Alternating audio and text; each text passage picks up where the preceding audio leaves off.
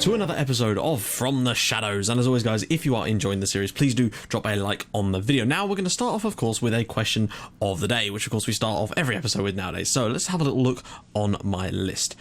Let's see here. Ooh. Okay, funniest regen names. I know I've asked this one before, but I was looking through some on Twitter the other day, and yeah, I found a few. In fact, on my other database, I found a couple. One, I believe, was called Dick de Cock. I shit you not, Dick de Cock. Also, Hans de Cock. That was another solid effort. So there you go. Let me know in the comments what you think is your favourite regen name of all time, as well as if you've got any ideas for a question of the day question, just drop it in the comments with the hashtag QOTD. Right, now, in our last episode, we were obviously beaten resoundingly 3-0 by PSG again, but that's going to be happening for a little while, basically. There's not much we can really do about that, except continue to take it and just do our best in the other games that we've got. And this month, we've basically been very inconsistent and pretty much about as even in the terms of the results as physically possible. And we've had some tough games and maybe some winnable ones, maybe some we should have won and some we shouldn't. You know how it is. We're just plugging away, basically, and I think we're going to be comfortably staying up. It just depends on how these final few matches go. We do have some tough ones to come, but also some winnable games that I think should get us enough points to get us over the line. Now, a couple of things. Our youth team was playing in a tournament called the Viareggio tournament, and which is surprising because I didn't think, you know, what with us being newly promoted to the top flight, and our youth team doesn't even play in the top division of the under-19 leagues. So yeah, we were in this tournament, and eventually we got through the group stages and we got to the semi-finals where we were knocked out only on penalties by Chievo.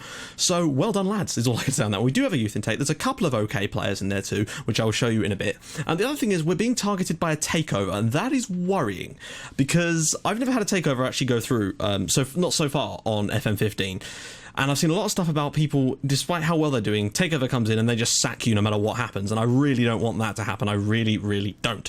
Also, I should point out that I'm actually recording this on Saturday afternoon, and you're seeing this like literally a couple of hours from now. I had a lot of doctor's appointments and optician's appointments yesterday, but we think we've sorted out what's wrong with my eye, so that seems to be a move in the right direction. I've still got to have some more scans and stuff because I'm still not well, but I'm sort of, yeah, plugging away here at the moment. So if for any reason the episodes do stop again, you will know why, okay? I'm just letting you, warn you just in case something, you know. But for now, we're good. So let's get into the games that we've had this month. So after the game against Paris Saint-Germain, we were on a really poor run, basically, and I expected that to continue, if I'm honest, against Bordeaux, but it actually didn't.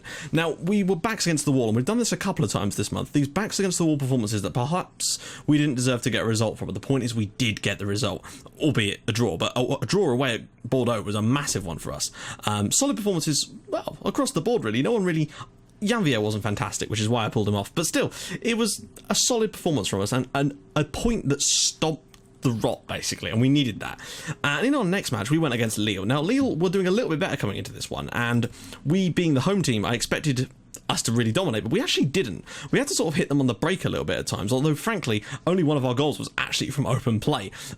Sebastian Cantini with a wonderful free kick gave us the lead on 12 minutes. He's been brilliant for us this year, he really has. But then Eduardo Vargas of QPR fame, of course, levelled for them only 6 minutes later before putting them in front. So we found ourselves a goal down at half time. Worrying times, but Dominic Gape has had an amazing month for us. He really has been huge, and he's starting to really come into his own now. I think he's like a 4-star player for us. There you go. He's really starting to find himself in this team now, and I'm really happy with that. I think it was a worthwhile signing. It just took a little while for him to get going for us, and he's now really doing that.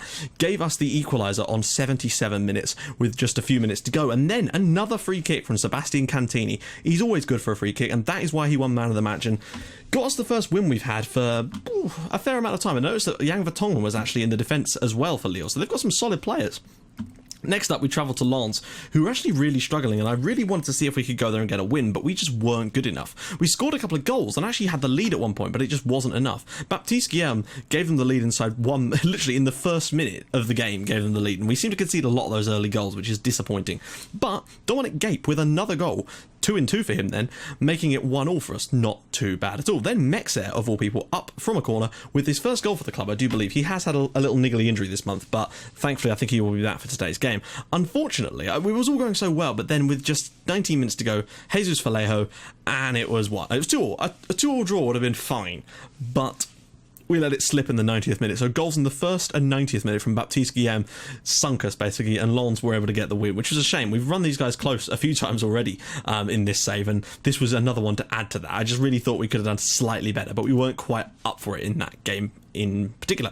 Next up, though, Stade Malmö, or Stade Caen. This was just insane. So Irv Basile gave them the lead early on, and they really didn't deserve it. We were actually fantastic in this one, as you can see, 30-odd shots. A few long ones in there. We weren't very good at hitting the target often, which was a little bit disappointing. But Nicolas Janvier managed to level things up with a free kick. We love a good free kick. Janvier's got a great free kick on him as well, as does Cantini, but Cantini wasn't playing in this one. I don't think he would have taken them anyway, actually, because I think Janvier is our first choice. But that's all well and good. But the key thing to note here is it was 1-1 going into the final few minutes of this game, and Dominic Gape, with his third goal in 3 matches, gave us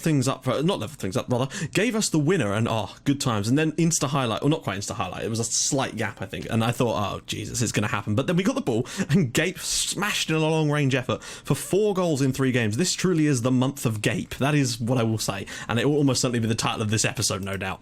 So another good solid result. We've got us a few wins there. Next up, we have Montpellier at home. This was a must-win one, because Montpellier really were struggling, and as you can see, we did not turn up. They were great, and we were very lucky to get away with another one of these 0-0 draws where we just did not play well. Even Gape couldn't save us now in this one. We were just so poor, but we got the point, and it's better than nothing. And again, Cherry just hasn't been firing at all this month. Next up, Nice decided to get a bit of a revenge, if nothing else, basically against us in this one. They were so good, and we were so poor. Well, I say that we were better than we've been in recent games, but Nice really did take their chances, and we didn't exactly help ourselves with some of our defending at times. Hassan gave them the lead very early on, and then Dimitri Cavari's own goal kind of added to our troubles, and then Hassan made it 3-0 by half time, and I knew that point the game was up, basically. We hadn't been that bad. Straight into the second half, Neil Mapoi made it 4-0. At that point, I just thought, right, no, we're going to not keep pushing for this, just in case we end up getting absolutely slaughtered. And that could well have happened had we kept on plugging at this sort of rate, basically. So, all of that leaves the league looking like this. We're 13th, we've got 34 points from 30 matches. I would say, probably, that one more win might well be enough to keep us up, but 2 would be that 2 would be perfect. And one of the best chances we got today is against Evian, who are one of the teams down below us in the relegation places. We're still only 5 points though above it. We've had some good performances, but the teams below are really still trying to keep in there. Stade Brestois, of course, are pretty much done. They've got no hope in hell, and they've had an extra game, as you can see. So yeah, Nantes are still second though, and PSG are starting to slide away a little bit though at the top. Now, as for the player stats roll, as you can see, did actually still flying there with 112 key passes. Insane stuff. Let's take a quick gander at the squad while we're here. Top goal scorer, of course, is still Alberto Cherry, but he really does need to step in with a few more goals for us. He's faded away a little bit as of late, and that's not great. Gape, though, with 5. Fantastic stuff. Assist-wise, Quentin Pereira with 9. More like it. Gape actually got, in that game where he got the 2 goals, he also assisted on the other goal. He got an assist for it anyway, which was brilliant. Cantini has the most man of the match award still. As for average rating, well, got to look down to Cantini again with a 7.11. Aerial challenges, of course, is Aubin with 160. Key passes is 119 for Didac. Key tackles is 21 for Jeremy Aubin. And interceptions is 372. As for value, of course, it is still Cherry, but Didac is still right up there, and Sigurdis is starting to grow a little bit in the old value as well. Now, something else you'll notice, Carlos Ruiz has finally joined the club, and look at some of these stats already. He's 3 stars, 18 years old. We can't register him, unfortunately, because we're outside the registration window, which is a pain. So he's just basically going to be playing some reserve games and just tearing things up, hopefully. But I think next year he's going to be ready to start things off for us. I'm really looking forward to him existing as a decent right back replacement, because Cantini's going to eventually end up not being able to play for us anymore because he's going to get old, but this is the lad that will replace him, and I think he'll start actually getting phased out next season. He's that good. Right then, let's get into today's game. It's going to be a tough one, but they're in the relegation zone and we're at home, and I'd like to think that's going to put us in good stead, but you just don't know with these things. They have already beaten us this season, I believe, so there is that as well. Mexer isn't going to be fit for this one, which means, of course, Kylian Philippe is going to come in for, well, not a rare start. He's made some appearances this year, but this will be his 10th appearance in all competitions. Now, Cherry, Didac, Pereira, Gape, Janvier, Bulens, Aubin, Philippe, Cantini, 10, and Sigurdis. That sounds like a pretty solid lineup, basically. I've had to agree to let Hugo and Antelek go in the summer because, but as much as I could put them off, they eventually just got sick of it, and I couldn't, interact with them anymore because I would get an interaction from them literally every other week. In fact, sometimes I've probably spoken to them both like 4 times in this one episode. So, yeah, I'm getting a bit sick of it. So I just thought, we just have to get them out of here. They're both down as key players, so they need to be gone. The thing is, I can't change their squad stats because if I do, they'll just complain. He's played well. Yep, I've got complete faith. Well, he's a good player, but we've got some solid replacements. Kylian Philippe is a solid player. It'll be a bit embarrassing for us to lose this one because we've actually been pretty solid in some of our home live comms, particularly in fact, against everyone, really, apart from the PSG game. It's the only time we've really looked outclassed in one of our live comms, frankly. So hopefully today will be more of that, and hopefully just a goal today for Alberto Cherry would be the perfect way for this one to go, if I'm honest. Jovier gets it out for Didac. Can he win the ball here? He can. It goes to Ep.30, who's already bombing down the field. Long ball down the field, and here's Cherry's through. I don't think he's quite got the pace. It goes around a couple, and it's a fantastic strike from Alberto Cherry. You cannot fault that. 15th goal of the season. He's finally ended that goal drought just a minute into this match, and I'll accept that with open arms. So that would put us up to 12th place and 37 points. And I think if we get that, I'd be pretty confident that we'd win it. Not win it, what am I talking about? I'm pretty confident that we'll stay up at that point. But a couple of strangled points. So great ball from Ep.30, bad defending, but the fact that Cherry was able to go across one defender here, then the next one, and then a great strike from him, that's not really target man type of behaviour. That is more of his advanced forward role coming out there. As you can see, Brian Pele is clearly causing all kinds of problems, but hopefully we can stop the rot on that one. And Jesper Julsgaard, those of you any of you who've actually seen my Fulham save will know why I enjoy saying his name. Gianni Bruno, okay, well we're looking, actually they've come back into this quite a lot in the first half, but we do still lead, and that is important. The only thing worth highlighting, of course, was Cherry's goal, but hopefully we'll have a bit more incident in the second half. I hope. Right, let's see. Let's go for this. Pereira back to Bulens. Bulens had some really solid games for us as of late, particularly in that live comp we had. I think it was the one against Stade Brestois. He got 2. Cherry with a good touch there, but loses the ball in the end. They're looking good, but they've not created anything clear-cut yet. Possession-wise, they're still trailing us, but they do look like they could get something from this, and we've got to be careful. Though, you know, in their oh, sorry, I thought that was going to loop over Benjamin Siegrist then. So many times that's happened in FM this year. Oban, Siegrist, don't bugger about. Oh, is this going to go straight over the top? No. I thought Cherry was about to get in behind again. You know, he's not the paciest, but clearly he's still got a little bit about him in order to do that. Gape, got to be careful though. He's putting in some lunging tackles, and we've got to be a little bit careful. Kembo Ikoko out wide. Don't let him whip that in. Don't let him score from that angle. Or don't foul him, for the love of God. Ikoko now. Oh, that's surely a goal. Brian Pele, what a save. What a double save. What a triple save that is from Benjamin Siegrist. That is why he's the laundryman. That is insane. Most other goalkeepers on FM would have easily let at least 2 goals in that exact play. And yeah, I don't want any more of that, thank you. Let's see. So we're not playing that well, I have to say. Probably best if we make a substitution right about now. Dominic Gape is a little bit low on fitness, and he's looking a bit poor in this one. I'm thinking perhaps a bit of the old Mvia might be a solid replacement there, and maybe even... Nah, actually, we'll leave it at that for now. Gape is likely to either get sent off or injured, and neither of those two things do I really want. We're a little bit like, in fact, I can safely say we're very lucky to be 1-0 up in this game. They've had some really solid opportunities now. I'm just going to give them a little bit of an encouragement. Just not overdo it. I don't like saying tighten up, because I always find that, oh, here we go. Siegrist goes short again to Ep.30. You know, if we were to catch them on the break and make it 2 here, that would be a surprise, to be honest, because I think they really do deserve to be level in this game. But if we can get away with the win, that would be perfect. And Via now to Pereira.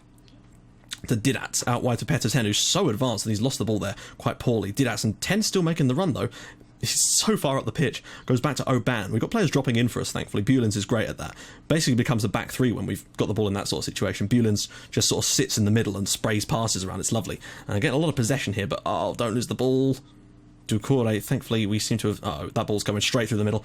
Kembo Ikoko, they've got a man over at the far post. This is surely a goal. Bruno, what a save again from Benjamin Siegrist. If he isn't man of the match, I don't know who is, frankly. Even if they equalise, I think he deserves it. Oh, and he's done it again! Incredible stuff. We definitely did not deserve to be winning this game, but we've had a few performances like this month. Siegrist has been amazing. Oh, don't screw it up now, mate.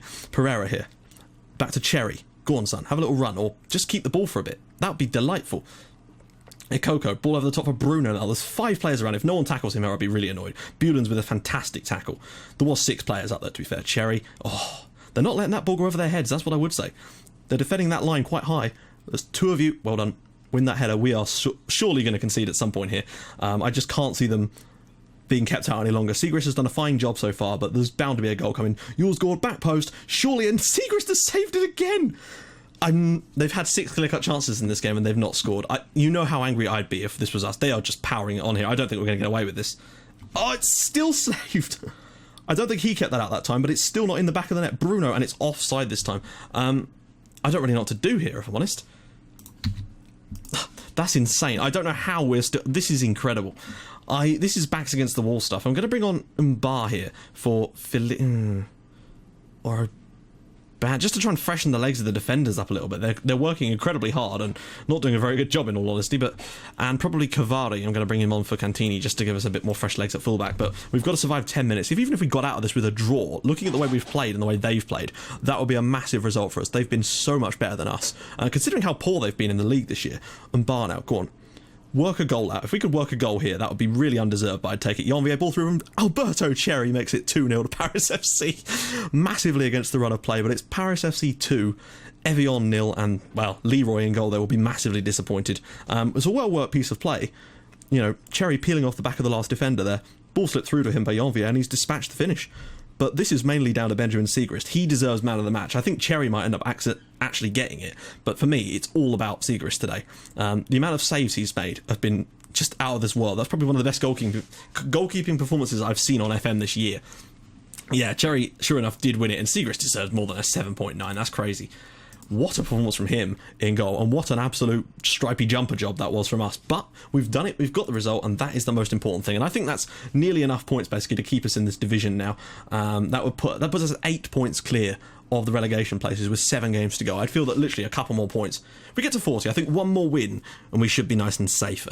Still looking good, though, because we've had some good attendances. The finances are looking sweet, which means we should, in theory, be looking very comfortable for a good solid finish and a good summer where I can actually start signing some players, which is always nice. So, right, next episode is going to be against Toulouse. We've got we've got Marseille's going to be tough, but Lorient's winnable. Angers, that's, you know, some winnable games down there. I think we've got quite a few winnable games left, actually, so that's nice. Anyway, guys, if you like what you've seen, please do drop a like on the video, and if you'd like to even more than that, please subscribe to my channel for more Outcaster icons and From the Shadows in your inbox every single day at 5:30 and 8 o'clock, and I will see you guys in the next episode for a game against Toulouse, and I'll see you guys soon. Thanks for watching. Bye-bye.